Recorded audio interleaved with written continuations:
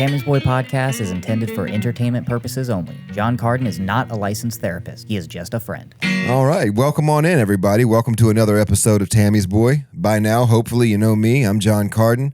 I had a crazy childhood, so I like talking to other people about theirs. But before we get to this beautiful episode that we've got planned with an amazing guest here, how about a few words from my buddy, Mr. Cole Garrett?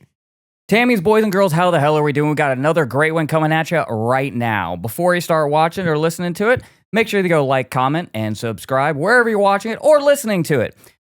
Because we can't do this without you guys, and we're getting a lot of support, but we need some more, and we love every single one of you. We've got a lot of great stories headed your way. We can't do it without you guys. So also, if you guys have any crazy stories of your own, if you have a Tammy, right, mom, dad, uncle, whatever, email them. Email them into the show at TammysBoyPodcast@gmail.com, and we will read those stories on the air, sometimes with a guest. Guys, that's enough out of me. John, who the hell we got on the couch today? I love slick, boy. He's good. That's so good. He's gotten good, man. Thank you. I talk about it almost every time now. It literally makes me so happy. It gets me in the mode, too, because, like, I'll start a little flat. I'll be like, welcome in, everybody. How you doing? And then he does that, and I'm like, all right, we're in. Yeah, let's go. That hypes me up, brother. It's crazy, man. It works. Hey, listen, I'm here to support you guys. That's the goal. Dude, here. that's good stuff. I love you. I love you, Cole. Also, you too, happy buddy. birthday, dude. Thank you very much. I am 24 hours a day, 27. Yeah, That's right. So 27 years young. I know. I got a producer with some youthful vigor. I had hope back then, boy. That's the kind of hope he still thinks they could get the band back together. Oh, man. It's like, I can bring them back. We can sing these songs. We got to hang out more often. You'll see that is not the case. He has not pulled out an envelope that says IRS yet. You know what I mean? At 27, you still got hope. Because I dot those T's and I cross those I's. Yeah, Have you done jury duty yet?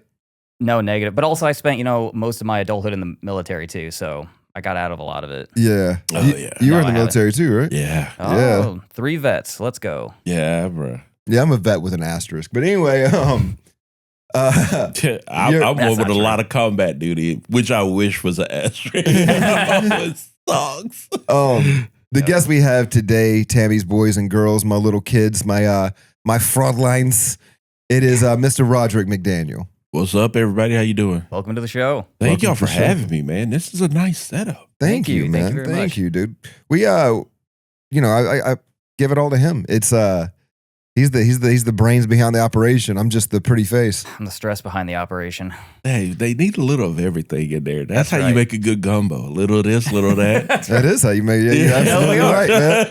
Yeah, We're a good gumbo. Yeah, this is a good gumbo. My dad was an outlaw biker for a bit. He started a motorcycle gang called the Scorpion MC in Danville, Virginia, and they're still running today. Whoa, okay. And they had this thing they made called Scorpion Stew, and it was stew, but it was people would come by and just whatever they had, they would throw it in there, dude. Like carrots, whiskey, you name it, they would just pour it in, and that was Scorpion Stew.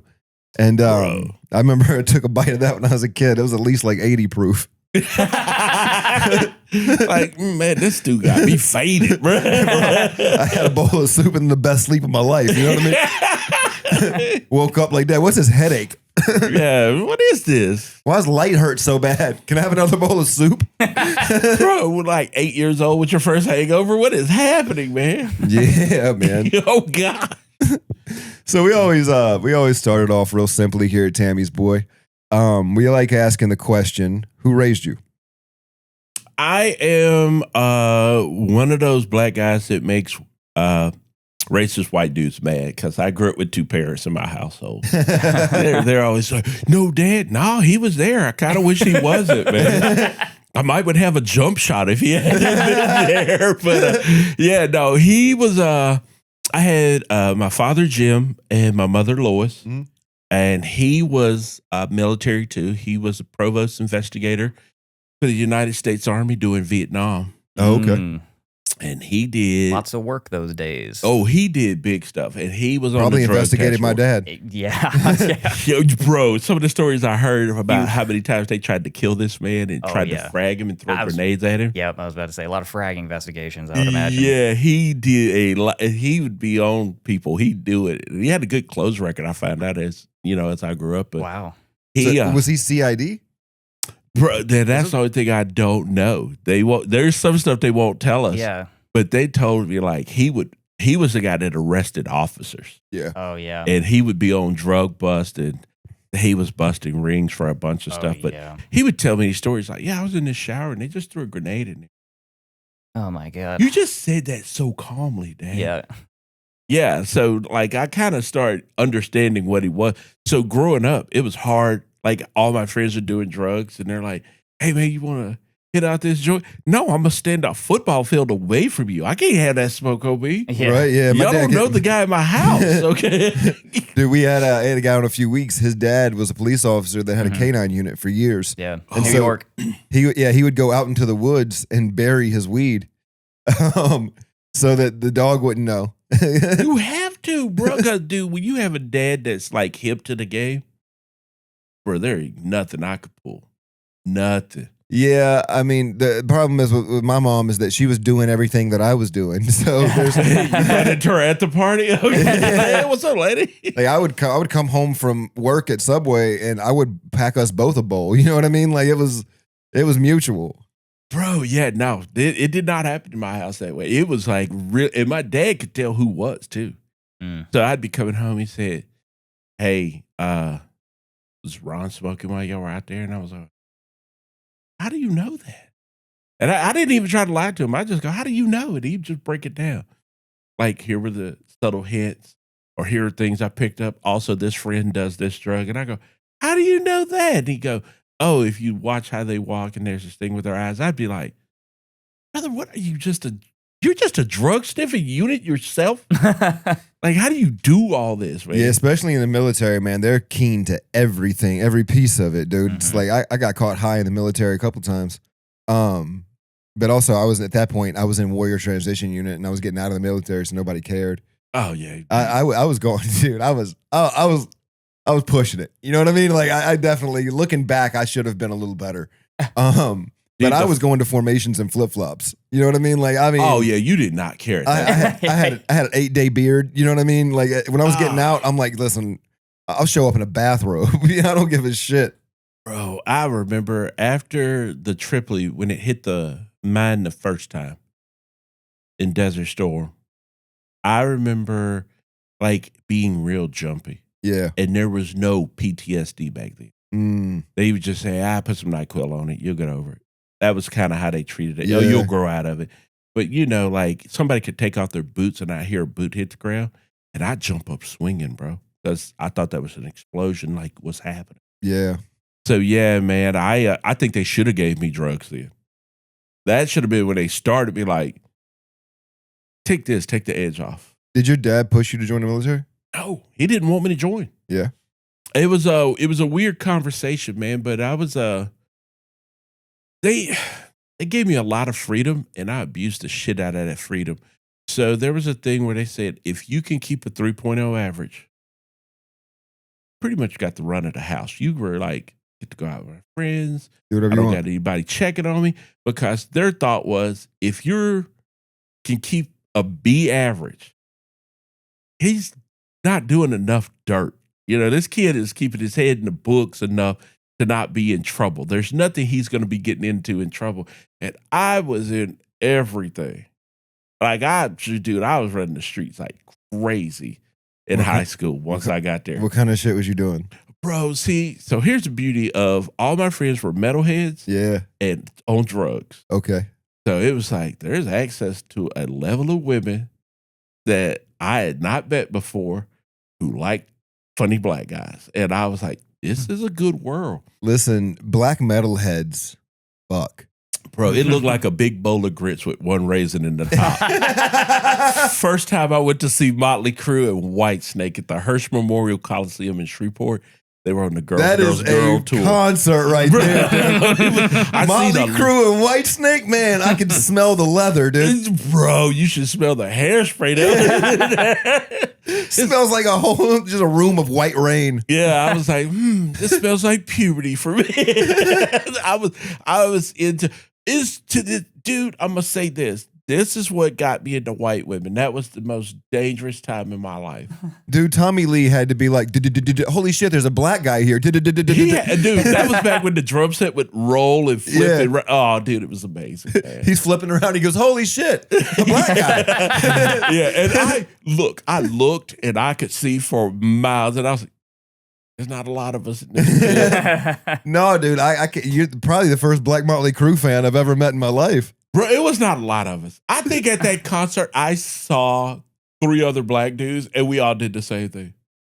Like, I see you. You see me. Man. Please tell the police I was here. Yeah. Dude, it's legitimately like when you're a visiting team and you're going to the other team's stadium to watch the game.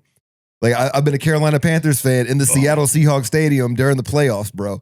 And you just feel like you see the other Panthers fans and you're like, thank God you're here. Yes. Because there's a witness. Yes. There's somebody that'll tell the police, nah, they did it. Yeah, I went to see Cinderella, Striper, White Lion, David Lee Roth, Ozzy Osbourne.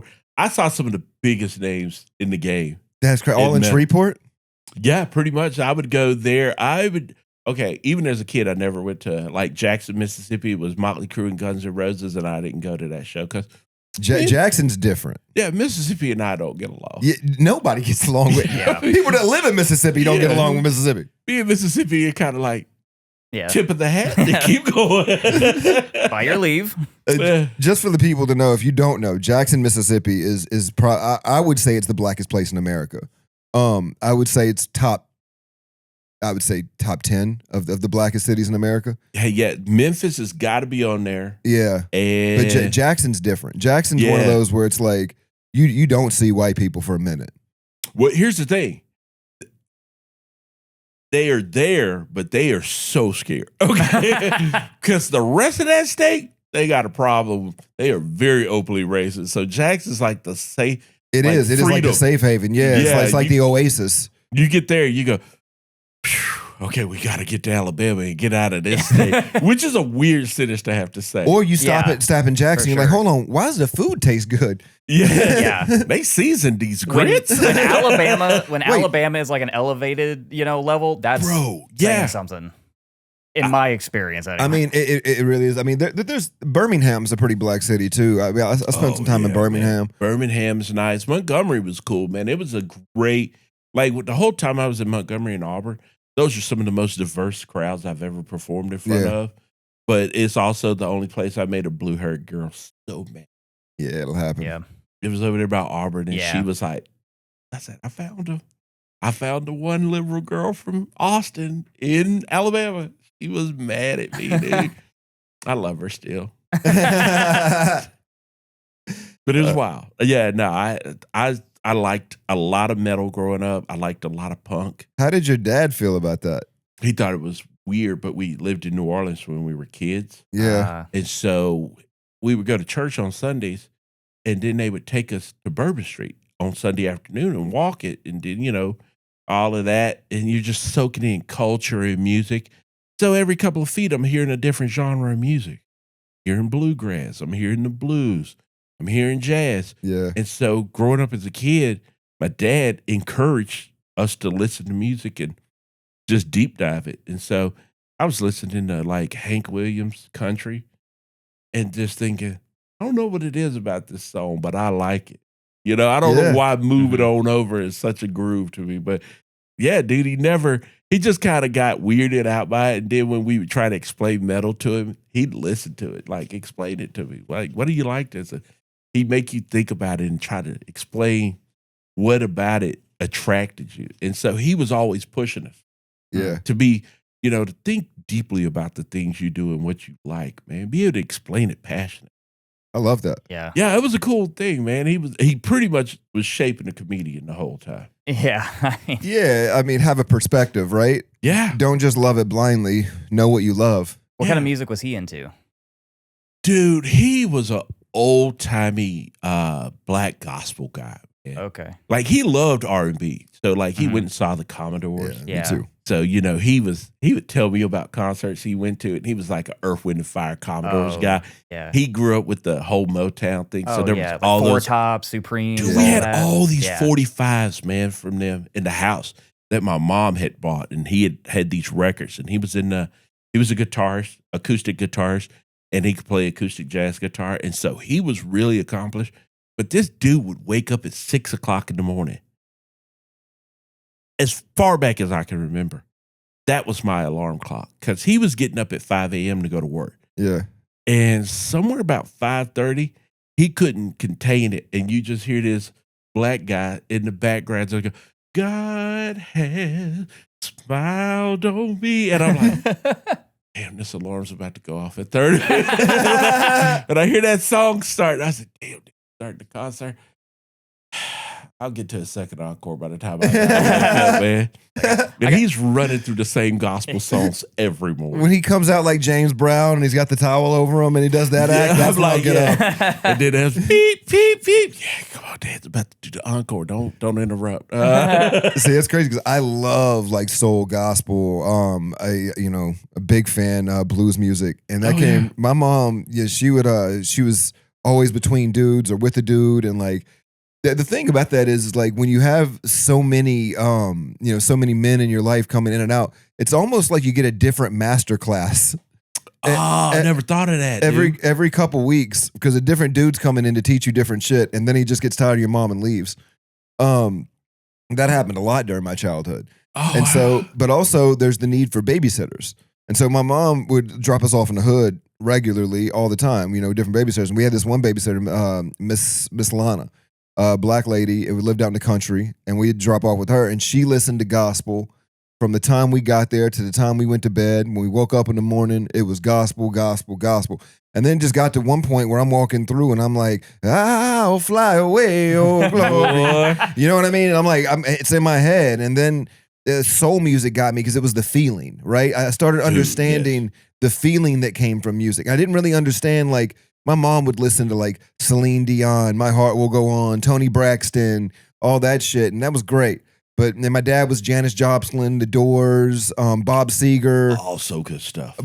So somehow, like Bob Seger definitely, I think, had an effect when it came to like soul and blues for sure, because I listened to that so much.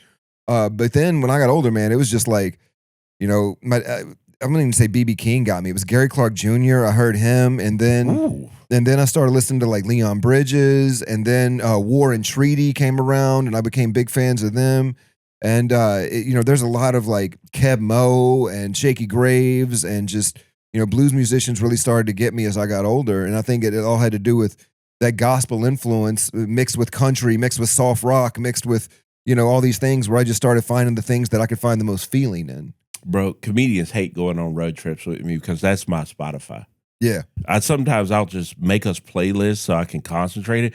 But if I ever just put like, just drop it on there and just let it play, Iron Maiden's going to show up next to Jay-Z somewhere in that trip. And they're just like, what is going on? And growing up the way I grew up, I can jam out to Spice Girls just like I can jam out to Hove. You know what I mean? Bro, I love white girl pop music. Me too, man. Bro, that's some of my favorite songs. Feel the rain, your skin, nothing else can feel it for you. My favorite right now, and I hate to say this because I tell a joke where I say I'm in a white girl chat group, which is a true story. I'm the only guy in this chat group, and that hurt my feelings when they put me in, because it's like, I'm harmless. That's what they say. He doesn't want any. I do. You got friend zoned by 21 women at once? Yeah, it's like, they're just like, I was like, y'all know I'm not gay. I like chicks, okay? But yeah, they put me in the group. And he's like, I'll fuck you. Yeah. Hey, you let me in here. I'll fuck you. They put me in the last October. And I say this, October 5th, 2025, I remember waiting up at midnight for Life of a Showgirl from Taylor Swift. And one of them asked me, what are you hoping for on this album? And I said this with zero sarcasm. I said, man, I just hope there's another Lavender Haze on this album. That is not a joke. That is a true story that I tell on stage. Because Lavender Haze was my jam, and it made me go, man, Taylor Swift could do an R&B album if she wanted to. And the fact that I didn't even know I had a favorite Taylor Swift song until she asked that question. Everybody has a favorite Taylor Swift song. Bro, that was my jam. Lavender Haze comes on and I will turn on you. There's a new black dude shows up and you're going to be like, give him space. Whether you want to admit it or not. Let his wings fly. Yeah. Everyone has a favorite Taylor Swift song. Bro, yeah. And my homegirl, Sabrina Carpenter, love her. I love Sabrina Carpenter. That album with Big Kim and I feel like this would disappoint your dad way more. That's what I was just thinking. Oh, yeah, dude. He's like, hey man, go mosh, dude. Get the fucking glitter off your face. He's like, what? He would probably have questions. Yeah. He would have a lot of questions like, Yeah. why? And You're waking him up at 5:30 in the morning. It's Pink Pony Club. Yeah. I can keep on dancing at the Pink Pony. Yeah. My granddaughter is 7 and she was my intro to Chaparral. Chaparral, Yeah, that was my intro. She was 5 and she kept singing that song and I was going, what are we listening to? So she kept And then you asking- listen to it, because I did this with my kids. What got me was fucking Tones and I. Dance Monkey, Dance Monkey, Dance Monkey. Oh, man. They started listening to that and I'm like, wait, Yeah. okay. This is actually great. Dude, I'm telling you, that little girl got me. And she was living with me from the time she was 3 until she was probably 5 or 6. And dude, listening to music through her eyes, I was like, I'm already listening to some of this, but she was just hyping me up on other stuff. And I go, you know what? Yeah, this white girl music never changes. She's just the next generation of it.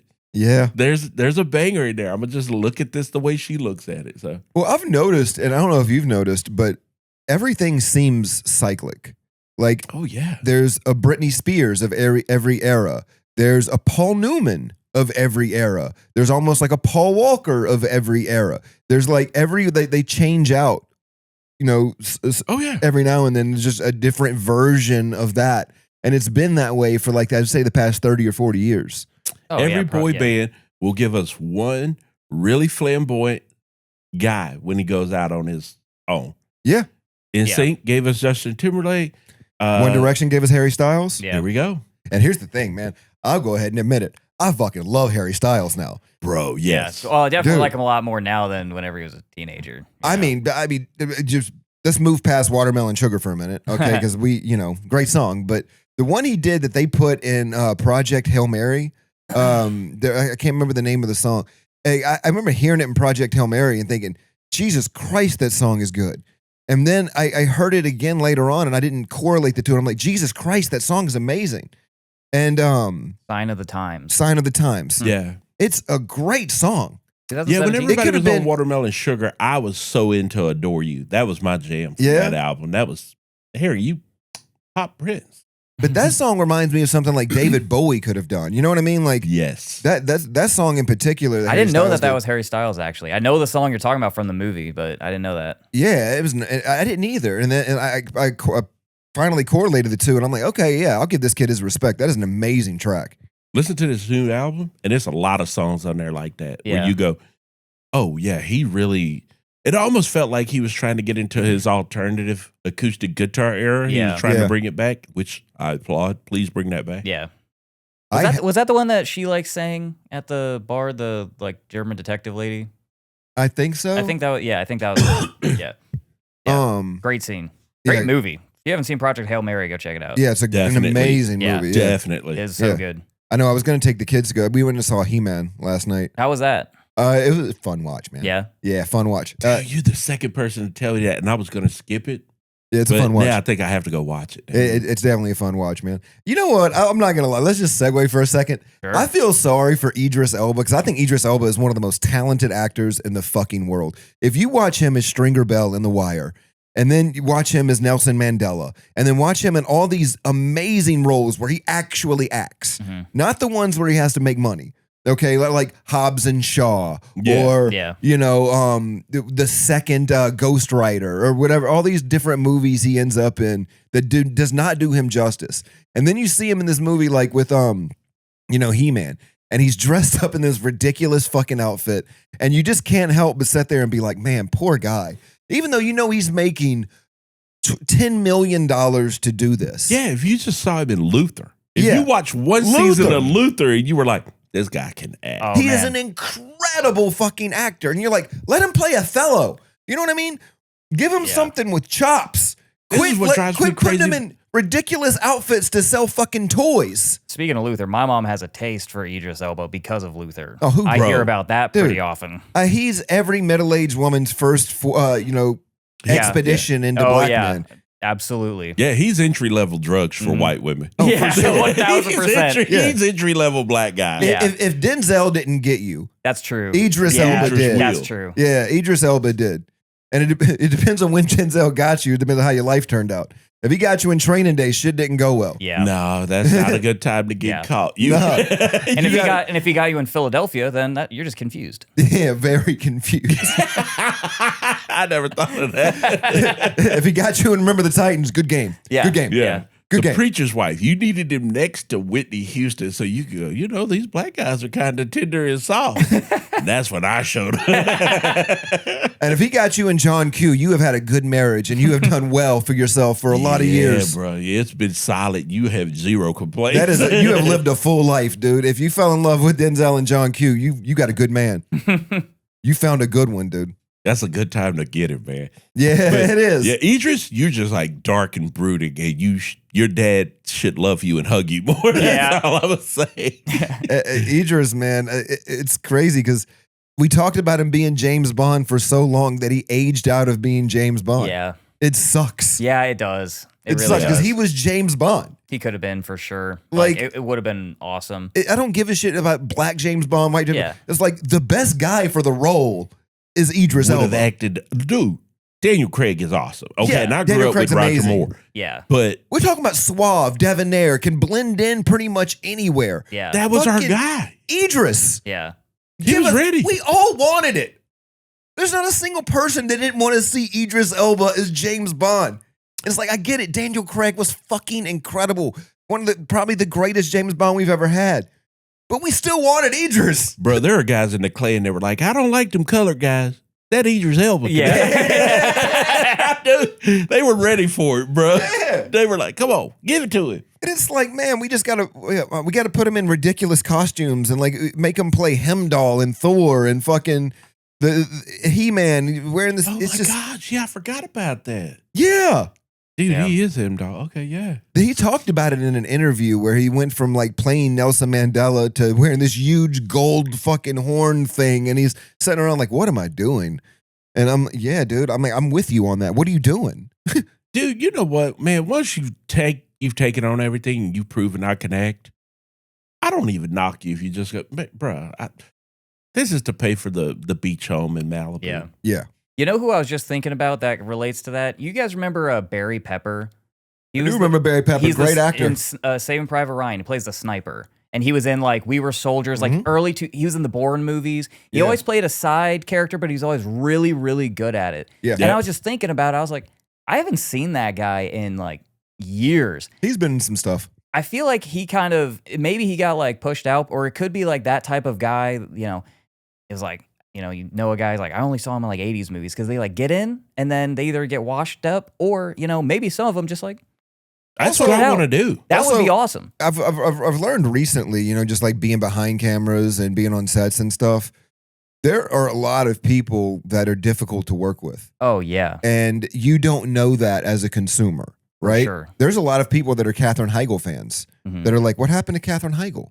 She was a troublesome person on the set. They have no idea, right? Until you start really digging into it, you're like, "What happened to my favorite actress?" Yeah. It's like, yeah, they can be an incredible actress, an incredible artist, but be extremely difficult to work with. Yeah. And that's part of the problem. It's like, and then you find the people that are incredible to work with, but they're not as talented. And Yeah. You got to find the middle ground. It's tough. It's tough. And consumers, yeah, right. That's my role in Hollywood, bro. Every role I've taken in a movie so far, I don't ever want to be the star. I want to support the star. Yeah. Yeah. I just want to be there as a supporting actor and help this guy to shine. And it's just like every time I get on the set, I'm wanting to talk to the director of continuity. I'm talking to all the camera guys and the lighting. I just want, hey, how you doing? What's your name? What do you do? How long have you been doing this? I'm having a blast. I'm just glad to be there on the Yeah. set. So I'll tell you what I want to do for Hollywood. Okay. I want to create a position and I want it to be called a reality consultant. Okay. My job is just to come by and say, hey, that could never fucking happen. Stop. You know what I mean? Yeah. Or if you're gonna have this happen, this has to happen. You know what I mean? What's the reality in this?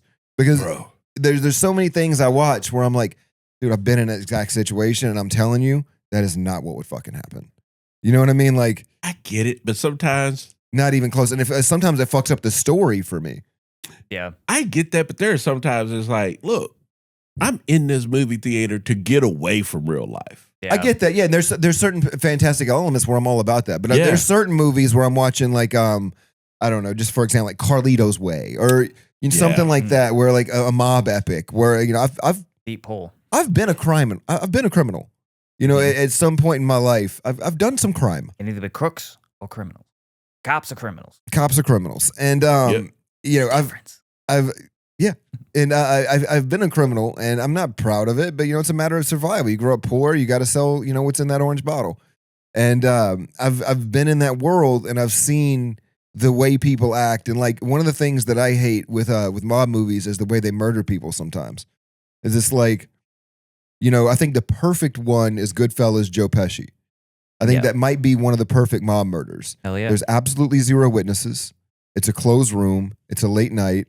It's like they're off, a beaten path. The door closes immediately. It's like there's certain things about that where I'm like, yeah, that's plausible. I can see that. Oh no. Yeah, but then there's sucks. other ones where I'm just like, nah, he's not going to kill him there. There's no way. You know what I mean? They're going to move them. They're going to change. They're going to put. First of all, who's going to do the cleanup here? This is a Absolutely. bad room for this. Absolutely. And I think about it so logically. Well, it's because like, I know about that world. And I want to be in a horror movie. And I think horror movies are notorious for that bad decision would never happen. Yeah. As a vet, combat action vet, I've been in situations where bullets were firing. And you are amazed how well your brain functions in a high pressure situation like that. To get like your body just takes over and it starts to maneuver you out of situations. Yeah. But Fight or flight. Bro, yeah. And maybe I'm just a coward. I don't know. But they don't celebrate me on Memorial Day. So maybe being a coward in those situations worked out. But as soon as the bullets start, your boy can move, man.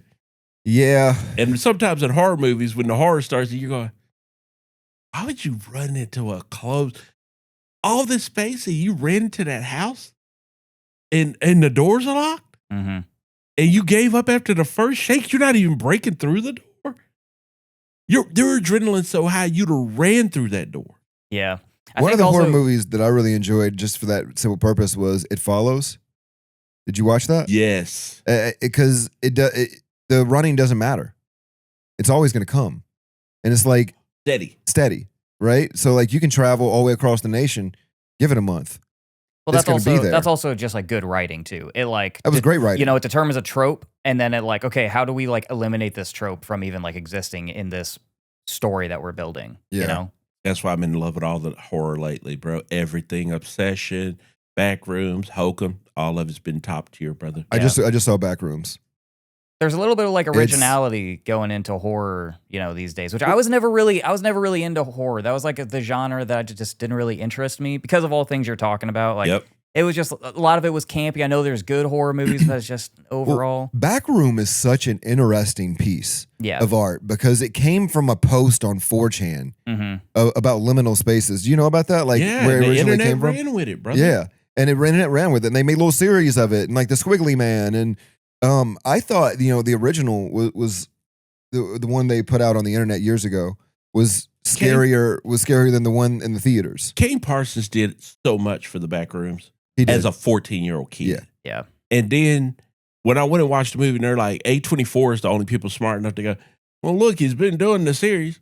And then him coming out and say, this isn't the definitive Backrooms, it's just my Backrooms. Yeah. But then to add all the lore he added into that film, and I'm sitting there going, yeah, and like if you watched any of those series, there's no way you didn't like this movie because it was just like, yeah, this is what I wanted. This is a 19-year-old kid, dropping heat that directed this fucking movie.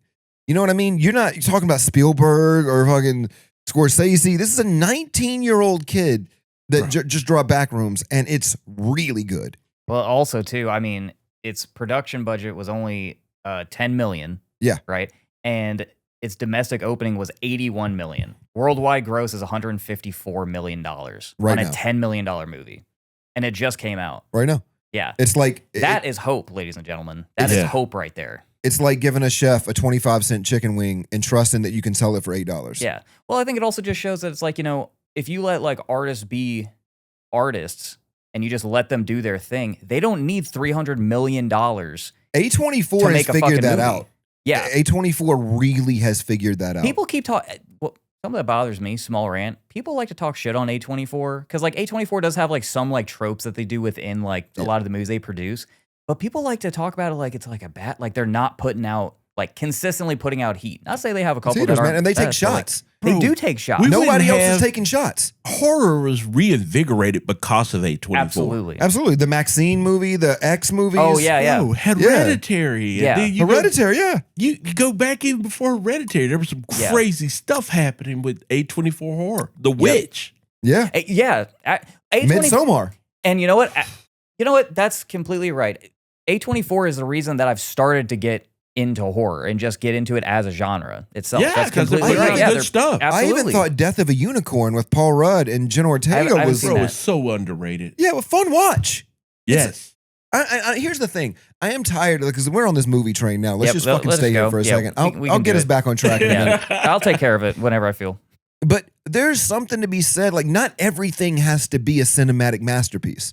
Not everything has to be a film. Some things can just be a good movie. Yeah, for sure. It can just be a good movie. Yeah. That's it. And that doesn't mean just like putting a bunch of like A-list stars together and having some half-ass plot and being like, okay, there it is. It's like, no, you can just put some thought behind it and just give people a story. It doesn't have to be something big, grandiose. Just give people a story, That's all people are asking for. Yeah. They just want a good story. Yeah. Yeah, I'm with that. I mean, they've had misses. You're going to miss. I thought the movie with Kristen Bell, the bodybuilder movie with the female, I thought it was a stretch. It was okay. Like there's certain movies they've done. Oh, I know which one you're talking. Okay. Was Iron Claw A24 also? It might have been. I think it was. It might have been, yeah. Which was a great movie if you want to talk about men being vulnerable. Oh, yeah. I watched that movie with, I think, John Heff and Tony Casillas. And I literally, like, the three of us were sitting in the theater just bawling. Yeah. I mean, at the end, when he spoiler alert, but when he looks at him and he looks at his kids and he goes, I just miss my brothers. And his kids go, we'll be your brothers, Dad. We'll be your brothers. Fucking wrecked me, dude. Bro. I mean, there's not a man bone in your body that doesn't break. Bro, if you could go through any of those films and not, like the whole movie's about, it's okay to cry. It's okay to have emotions and to have that sensitive side. And you watch it and you're like, I didn't cry. Bro, I don't trust you. I don't want to be around you. Yeah. Character flaw. Yeah. Well, and the world, what they did so well about that movie is that they painted the cohesiveness of the brothers and how detrimental that would be to a person to lose and how hard it would be. And like you saw Kevin at the end, Von Erickson, like with his sons, and it's like he literally lost the things he was closest to in the world. He lost his world. His brothers were his world. Yeah, and he's going to cut off his dad at that point. Yeah. Because, and dad had been, let's be honest, man, that old, you hate to talk about the toxic masculinity, but dad had that in wraps. And man, that movie just peels back layers to you as a man and goes, and especially when you become a father and you're starting to think, I don't want my kids to go through any of the crap I went through. And I had I grew up really well, but I was trying to shed my kids from like, we're going to have this talk when you're 5 about racism, son, and about how you got to talk to the police. And that's tough as a black guy already. But man, and then I had daughters, and I'm like, some guys are going to lie to you to try to sleep with you. And because you're latte colored, there's going to be some white guys in that mix too. So I'm having to have different talks with my daughters and sons that I don't want to have these talks, but I'm trying to protect them from everything, man. And learning to be, hey, I got to be sensitive. I can't talk to my daughters the way I talk to my sons, but I actually did. I talked to my daughters like sometimes, hey, dumbass, listen to me. Mhm. And then with my sons, I had to be a little bit more tender because I needed them to know, dude, you could have a tender side, and that doesn't make you less of a man. So, I tell you, here's the hard part. I had that conversation with my daughter. Like, hey, men are gonna lie to you to try to sleep with you, yes. and then they ask you, have you ever lied to a woman to try to sleep with her? And then you got to be like, Bro, I had to tell my daughters, here are the Fine lies line. I told your mom. That's a tough one. Yeah. Here are the lies I told your mom when we were dating. yeah, I love you. Yeah. I had a vasectomy. Yeah, they knew I didn't have that, but there was too many kids. They were like, you and Nick Cannon have the same pullout. Jesus Christ, man. Just ski everywhere, bro. That's the one guy who's named appropriately, Cannon. You know what I mean? 'Cause he just launches it in there, dude. That guy's got one of those loop driveways because he came back out of nothing. He can't. I know he has one of those driveways in front of his house. Bro, just like a semicircle. He came back out of a bad deal. You know what I mean? Like, He can't, dude. that's crazy, dude. Yeah, I ain't never, probably the most fertile man in the world. Bro, Yeah, he's Babylon. I always tell everybody he kind of reminds me of cranberries. Mhm. Because cranberry, that's like the most interracial fruit. You always got cran apple, cran grape. Nick Cannon is the cranberries of black men. He'll just make a baby with any fruit. Next thing you know, you got cran pineapple. You're like, where'd that one come from? Yeah, that's from the Nick Cannon Yeah. brand. Oh, he went to God. the islands. It is so funny watching him try to name all his kids. God, he's got some. It's funny because he's like, yeah, I visit them. You know what I mean? He's like, that's, you're not parenting at that point. Then you have that many kids, you're just on tour for your children. Yeah. Bro, I have a Zoom call once a week when all the kids jump up. I'm like, dang, bro, you doing a meeting for your kids? That's crazy. One of them's mad at them, so they turn their screen off. Yeah, they just throw up a cartoon character. Oh, yeah, talk to the bluey, Dad. The thing we're gonna do now is one of my favorite things is I want to kind of like shift gears a little bit. And what we're gonna do is, let's just say, for example, your family, we're both teenage boys, right? And your family adopted me. All right. Okay. They brought me in. I'm living in your house. I am your new brother. All right. We're brothers now. Now, it's my first day. You've got to prepare me for this family. And you've got to kind of put me on game as to what it's going to be like. What would you tell me? Anything you're thinking, you can sneak. He's already done it 3 times and 4 if it was fun. You're not going to sneak anything past this guy. Okay. Just come to him with the truth. And don't take this as a challenge. Yeah. Do not. No, just come to him with the truth.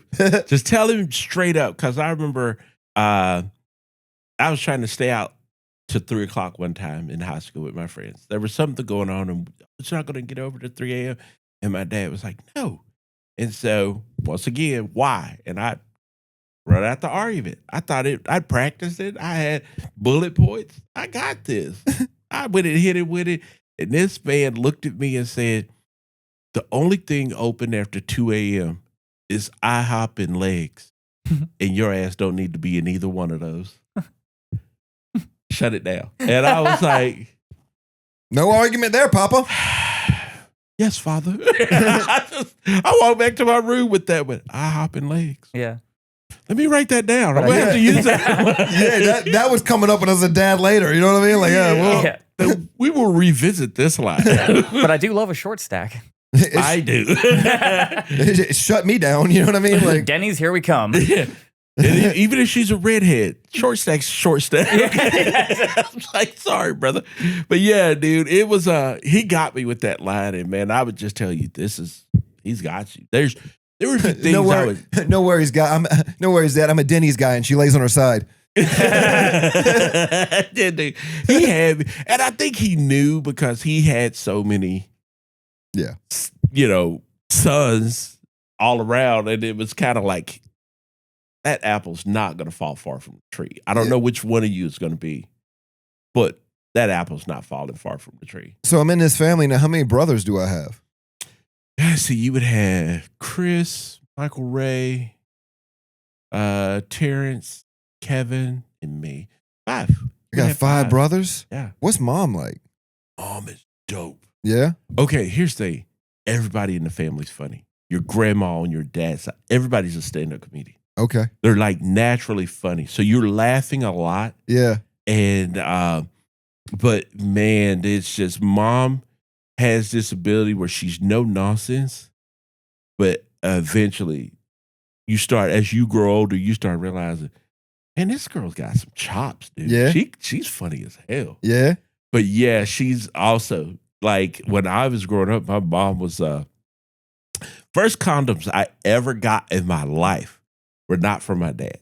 It's My from mom bought them. Oh man, That's My a good mom, mom. Yeah, that's dude. a good my mom. mom bought them because Also, mom knows your dad. You know what I mean? Yeah. She been dealing with those half brothers and half siblings running around for years, dude. She's like, listen, man, I know who he is. Yeah. I know where he comes from.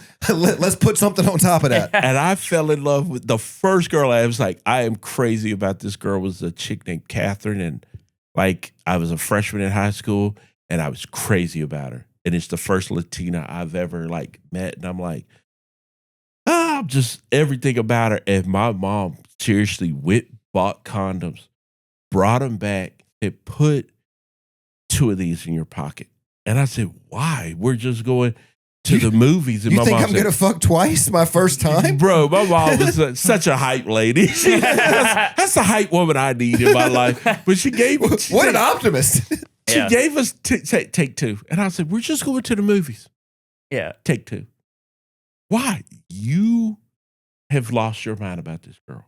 You love everything about her. You don't think she could do wrong. And I don't trust your decision making when you 2 are alone. So just take 2 and make sure you wear it, because a child is going to make going to college very hard. Yeah. Put that off as long as you can. And that's what she said to me. She was so no nonsense about everything. And because she talked to me like that, I talked to her about every chick I was into. I was like, hey, I'm thinking, we're doing this. I'm going here. She just knew the moves I was making, man. Mhm. They were cool. You'll be shocked how honest you are with your parents in a household like that. Mm. But they knew a lot of stuff about me that I did not Roger, realize I shouldn't have been probably telling Roger, you. how many kids do you have? I have 7.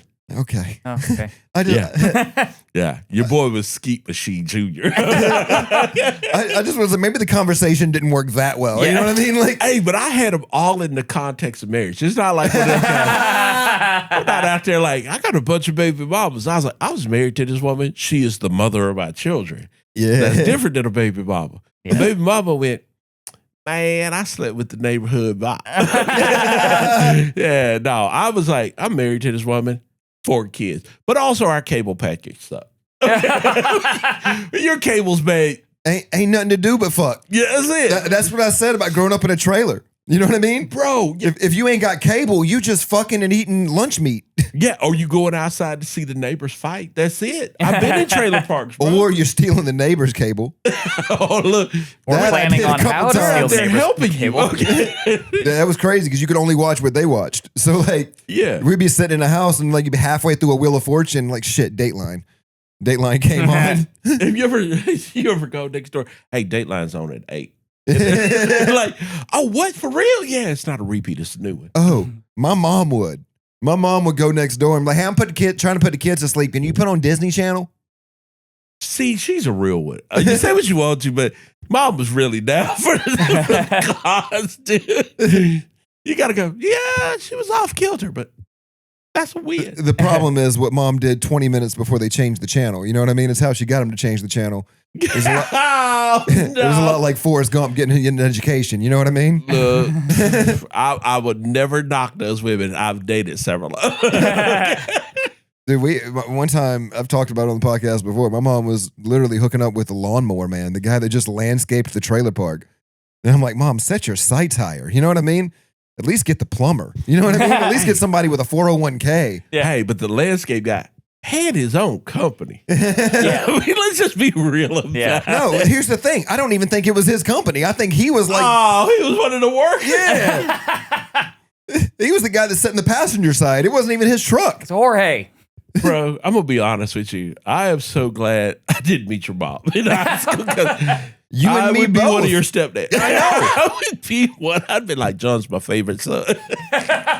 Roderick, you Makes have me no proud. idea how often I've heard that. Okay, look, bro. I was out there. I'm not going to lie. Once I got out there, I was wild with it. Yeah. So Well, the 7 apple kids, didn't Bubba. fall far from the tree. Like with Me either. I am my mother's son in a lot of ways. And like, I hate it, dude. Because like, I will shore up another relationship before I leave a relationship and do shit that she did. And like, I'm not proud of myself for it when I do it. And I feel shame and guilt. And it all grows down. I have CPTSD. And it comes from situations that you can't really escape. You know, I was in like crazy, stepdad parental situations and shit like that. So it all plays into it, and I'm discovering it, and I'm working through it. But I have repeated so many of my mom's mistakes in my life, and the one I tried not to do was because my dad had so many kids. I was always like, I can't just be dropping kids off with different women. But yeah, all of the kids I had were in the context of marriage. But each time I was like, bro, we got to pay for better cable. yeah, We got to stop this. yeah. And then I have 13 grandkids. All my Wow. kids, I made being broke look so cool. My kids were like, I'm going to do like Dad. No. Like when there were twins. So Aaron and Adriana. But Adriana was having her third or fourth one. I remember sending a message to my son-in-law and going, get off that girl. That's all I said. Get off that girl. I just like, She's please. done enough. Yeah. That's not a clown car. That's enough. That's wild. That's not a clown car? That's great, dude. Wow. That's great. Quit putting all 18 of your men and my daughter at one time. Fuck. Stop, please. Get your big shoes out of that bitch. Yeah. Yeah, it did now. Let Herbie go. Yeah, and the son had 3. Yeah, so the twins were like, I was like, they're the ones that are going to do it. Wow. It's a Why don't you generational gift that won't stop giving. Yeah, that's it, man. Why don't you try squirting her with a flower and not your penis? Well, bro, here's my thing. When the last one was born, I said, look, y'all can have another one, but everybody's only getting $10 from me every Christmas. Yeah, that's right. It's so funny. As the numbers go up, the amount goes down. Yeah, bro, I locked in everybody at $10 a couple Christmases ago, and I said, y'all can make another one. $10. That's your stimulus check? That's it. Every Christmas, the kids know I'm getting $10 for. I might bump it up to 20 this year because, inflation, but probably 10. How young is your youngest kid? My youngest just turned 30 this year. Oh, wow. Yeah, no, man, I don't have any more babies, brother. The oldest girl is probably 38, 39 this year. Then the twins should be turning 38. Are your parents still with us? My dad's not. Yeah, my Okay. dad passed in 2014. He's the reason I came to Austin. Oh, okay. Yeah, I was in. Take care of him? But man, my mom called me and she said, hey, I don't think he's much longer. And she told my brother, go to Oklahoma, get him and bring him home. And she called me and told me, your brother's coming to get you, come home. And I was like, I just talked to him last week on the phone. We were talking the whole time, and like my comedy career had stalled, and I was kind of like, what am I doing? I'm unemployed in the middle of this state. This sucks. And she called and sent me. And my dad, one of the last conversations, he said, man, I think you're going to be so successful, but I don't think I'm going to be alive to see it. And I said, come on, bro. You beat cancer once. You got this. Yeah. And he had, but dude, this guy knew the second time it came back, it was way more aggressive. And he knew he had paid for his funeral and everything. All the arrangements were already in place. So I came home and he literally, they told us, hey, go in here and talk to him. He was unresponsive. They gave us all like 10 minutes with him. And I went in there and talked to him, told him, man, I'm going to make it. I'll be okay. This is crazy. So when I tell him that we leave, maybe an hour and a half later, he was gone. And then when we got back, they gave us letters. His best friend was at the hospital. And everybody got a letter. All the boys got one. And inside of it were marching orders. He knew. He had already wrote it out before he even went unresponsive. There were these, hey, I need one of you to live with your mom. I need somebody to handle this. You, I think, would be perfect if you handled the funeral arrangements. He literally set it all in place. Wow. Damn. Wow. Yeah, it blew me away. You think he really loved your mom and he wanted to keep everything off of her? Dude, he did. He said it in the letter. Yeah. He said, your mom's not mentally prepared for this. She has been denying it for so long. So we knew. So I was the one like, hey, I'm in Oklahoma. My comedy tour fell through. I lost my agent. I had nothing. And so it was like, oh, I guess I'm the one moving to Austin. Yeah. Dude totally rebooted my whole career. He left me a letter telling me it would do that. He knew. Just crazy. Damn. Wow. So they lived here. Oh, yeah. They Okay. live in Round Rock since 98. Wow. Yeah. So when I got here in 2014, bro, it was just like, what do I do? Like, Yeah. I was still married at the time. Yeah. But that was, the marriage was going south. And we were just kind of like, I love you, and I'm not about to leave.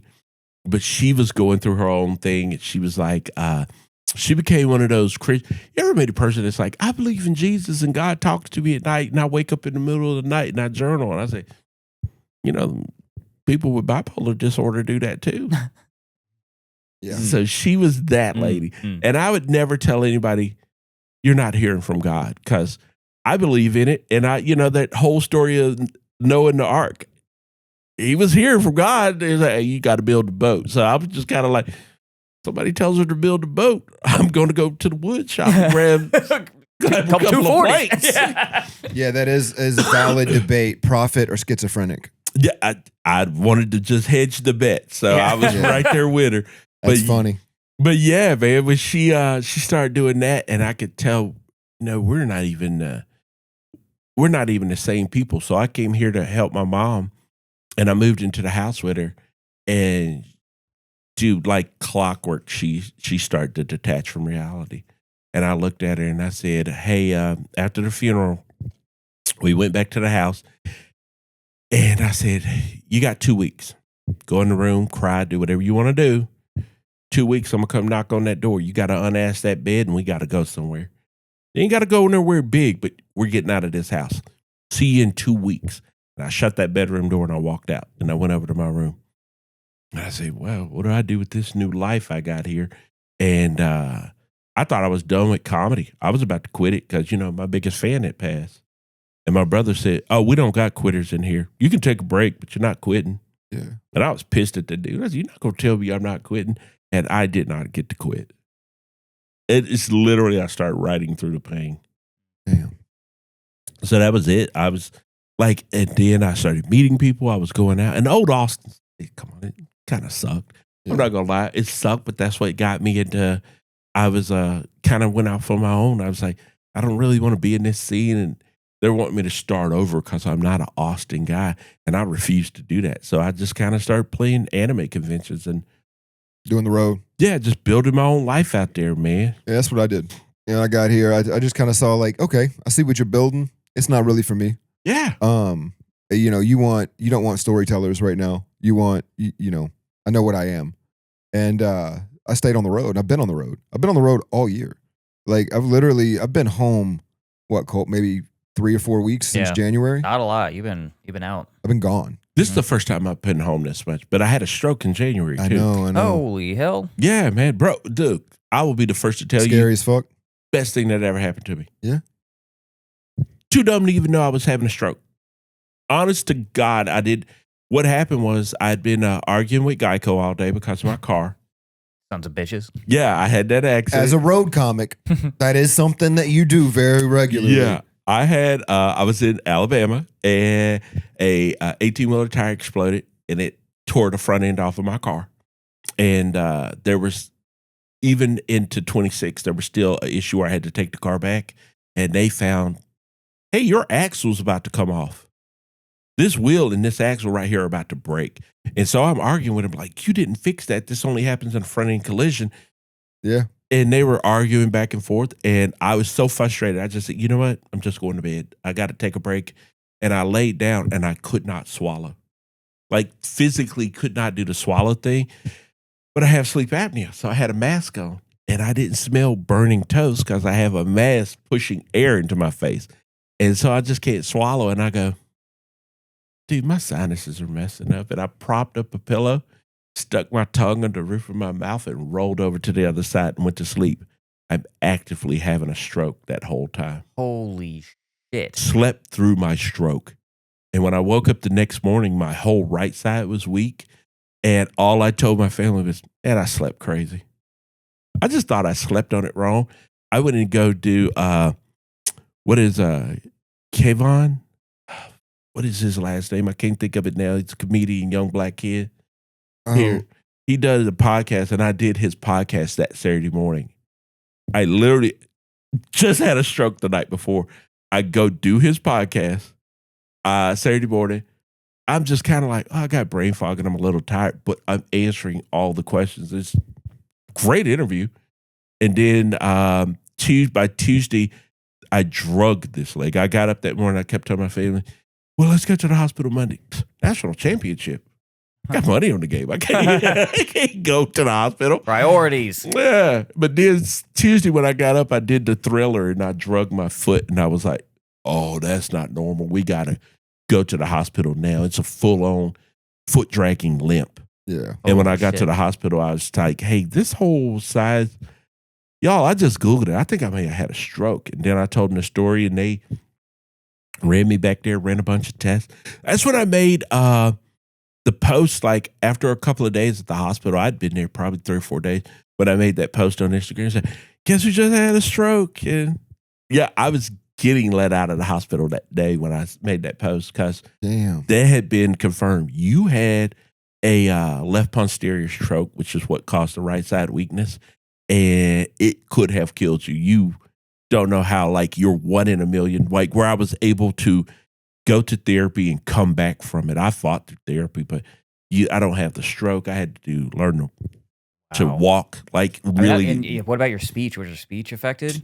Made me talk slower. So my comedy sounds like Ron Funches now. Okay. Like when I talk, I used to go a lot faster. Yeah. When I do comedy now, the punchlines are here. And the joke's out, and I have to wait for it to, I'm going to throw that tag in. Yeah. Oh, I can give them this tag. So my brain operates so differently, but I can't speak as fast as I want to tell you the joke. So it's cool. It made my comedy better. Do you know Keith Robinson? Yes. Yeah, he had a stroke. Bro, look, it's crazy how many people it's weird to me now when I go back and look at it, how many black comics have had strokes. Yeah, it's quite a few. Yeah, like Tracy Morgan. Yeah. Like he and I had the same kind of stroke, but you can't tell I had one when you're hanging out with me. Very few people that really know me, they'll go, you talk slower. Yeah, there's a reason why. Yeah. Well, I'll say this, man. I've wanted to say this whole episode. You're legitimately like one of the funniest comics in this city. And it's thank you. I hate to say slept on because it's not the right word. But it's like no one gives you enough flowers in my mind. Because when I'm on shows with you, it's always good. Like there's never a moment where I'm like, that's a bad set. It's always a good set. Whether it's for 4 people or 400, it's always a good set from you. There's a set that exists in Broken Arrow, Oklahoma. That's so bad. Oh, buddy, believe me. Yeah. I've scattered them all over the country. Yeah. Okay?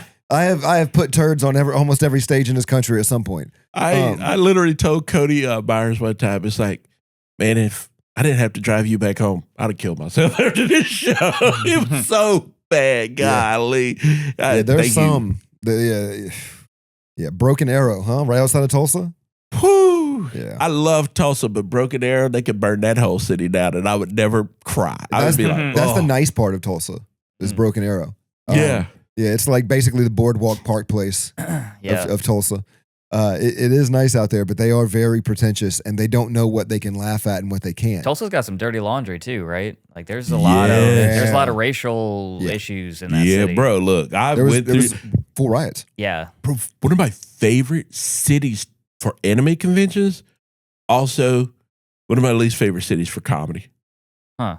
Because you could go to Tulsa and I can do an act and you can have fun in Tulsa, but in Broken Arrow, they're like, can we laugh at that? Well, black guy told it to you. I think you can laugh at it. Yeah, but they're like, It was one of the worst shows for me, bro. It sucked. I hated it. I've Damn. never gone back. I Damn. do really well in Oklahoma, and it's only for the purpose of what I talk about. It's like if I didn't talk about being growing up white trash and that kind of shit that they can relate to, then I wouldn't be beloved up there like I am.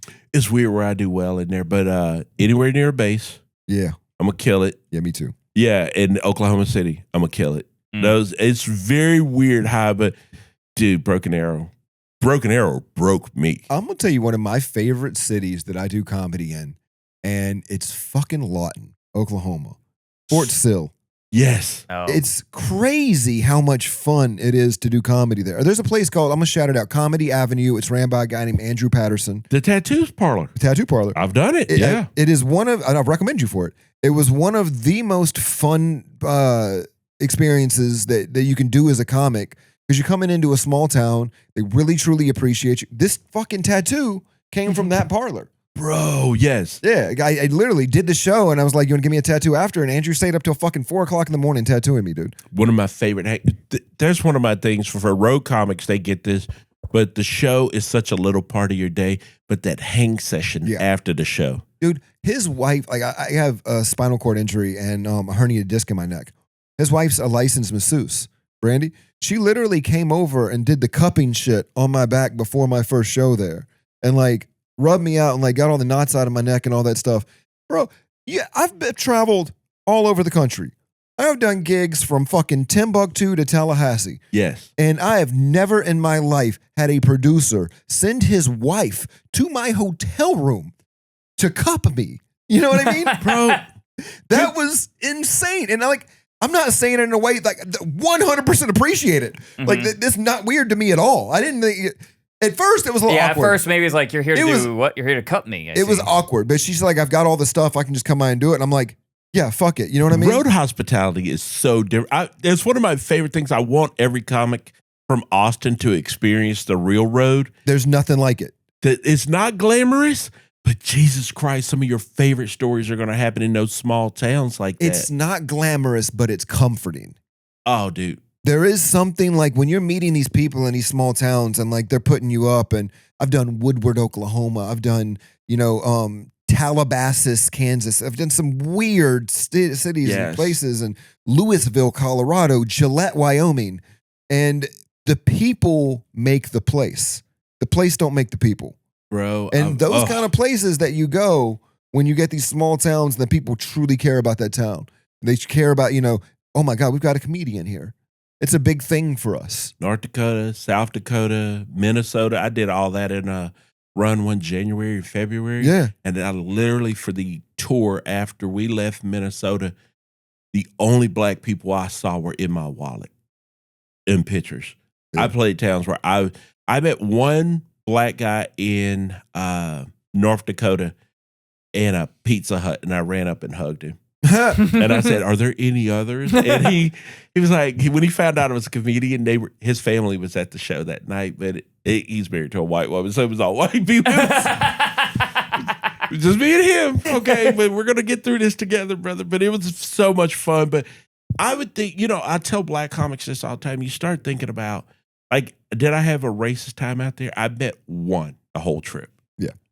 You got to meet one that's going to be like, I'm at a Starbucks and I refuse to serve you. And I went, blue-haired girls can be racist? I didn't know that. But wild. Yeah, but dude, everybody else treated me so good and it was so welcoming. And I was invited in the houses and they fed me so well and used seasoning on their food. And it was amazing, bro. Like, I saw a part of America. I was like, bro, we're not that divided as the news would make you think. I've been in houses that I didn't think I'd be welcome in, and sat on porches I didn't think I would be able to sit on and talk to people and connect it as a human being. So yeah, it's great. There's houses in the South where I'm probably the only white person that can go in. Bro, I'm going to tell you right now, first time we met, I was like, oh, this guy's been to some cookouts I haven't been to. I do it. First time we met in the green room, I do that. I'm the only one that can make the potato salad. Bro, now I will say this about the white lady I was married to. That girl could cook. Yeah. Woo, I did not get a white girl that was putting raisins in nothing. She could cook. Bro, her cornbread dressing was the only one I'd ever had that rivaled my mom's. And I was like, oh, you dated a black guy before me. Girl, you don't learn to cook like this unless there was a black woman that took you into her kitchen and taught you something. There was. And she, boy, I love that old lady for everything she taught that one.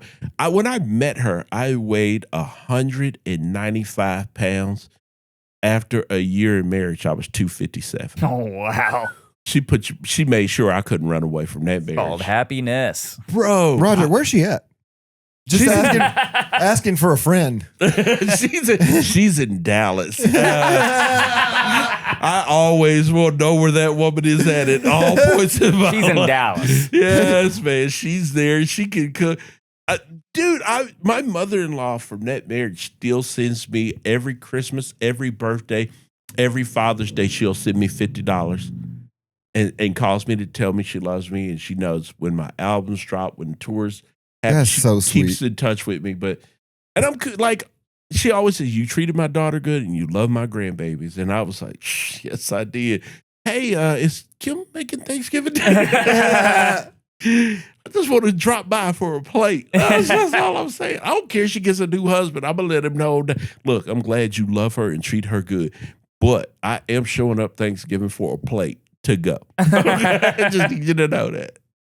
Well, this has been a good one, man. This has been great. We always close this out really simply, and it's if you have one piece of advice to give to anybody raising a kid right now, based on your experience, your childhood experience, your experience as a father, what piece of advice would you give people?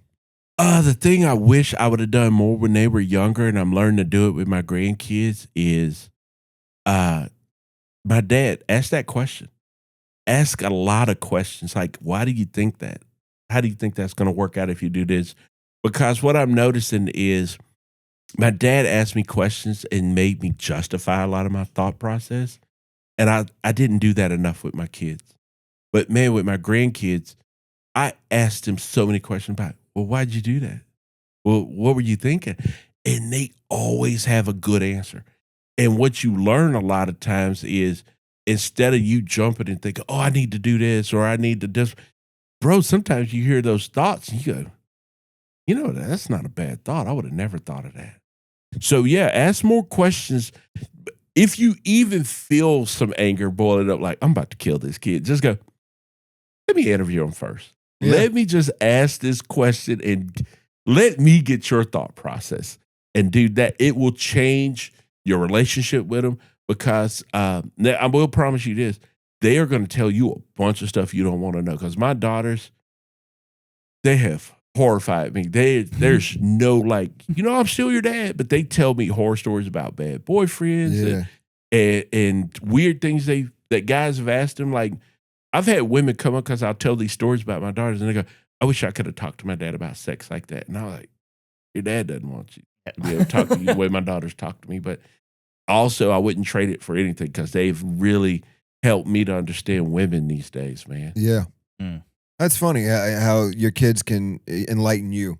Oh, yeah. If you just ask them the right questions. Oh, bro, they've taught me so much, man. But it's also why I'm the only guy in a female chat, so hanging with my daughters, boy. They got me to now everything's starting to make sense. You know what I mean? You're not the gay dude, you're dad. Yeah. Yeah. Your girl dad. But I get so much information, though, but there are some times like, I know where these women are. And even when they want to go like, hey, would you like to date? No, girl. I know the stories, Bethany. You can't. Been in this chat with you for a year, girl. You can't. Bethany, I know what you did to Colin last summer, okay? I am not trying to get up in that mess. No, girl. Get away from me. Oh, man. Well, this has been another amazing episode of Tammy's Boy. You want to let them know where they can find you? Bro, the best place is to go find me on Instagram at Coach Silky, because we've been talking about this movie and a lot more information is going to come out. But I'm dropping myself into acting a lot more. And I think this is the first feature film and first really big dramatic role I've ever done as a co-star. That's awesome, man. Nice. Where I'm listed second in the credits on the movie. And so I'm like, they're at Tribeca trying to sell it this weekend. And I'm like, I don't even want to be the star. I just want to be the co-star. I want to be the Idris Elba to everybody else. The Temu Idris Elba is a good career. That's a good career. I'll take that career. Yeah. Okay. The next Idris Elba. That's going to be the title of the app. That's what I want. It's more like Backroom Idris Elba. That's it. Yeah. Like somebody told you what Idris Elba looked like and you had to draw him from memory. But it's not quite right. That's me. That's the title. Oh, man. All right, guys. This has been Tammy's Boy. Thank you so much for tuning in. I've been John Carden. Come catch us again. Keep doing what you're doing. Keep liking, subscribing, sharing, and we'll keep doing what we're doing by trying to make this the best podcast in the whole world. Thank you guys for coming in. This has been Tammy's Boy. See you later. See ya. That was so. I did not know we were going to cover all that crap. Oh, yeah. Whatever. Tammy's boy. Tammy's boy. Hey, it's Tammy's boy.